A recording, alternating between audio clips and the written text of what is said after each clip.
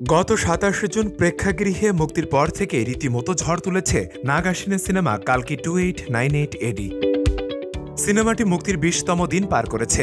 এর মধ্যে আয়ের নতুন রেকর্ড ভেঙেছে কালকি। গতকাল ছিল কালকির মুক্তির ২০তম দিন। বক্স অফিস সূত্রগুলো বলছে ২০ দিনে সিনেমাটি ভারত থেকে ৫৮৯ কোটি রুপি আয় করেছে।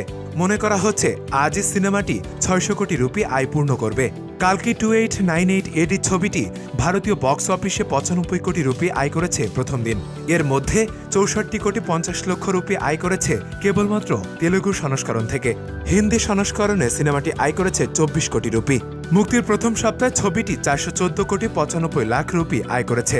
কালকি 2898 এডি ছবিটি পরিচালনা করেছেন নাগাশিন।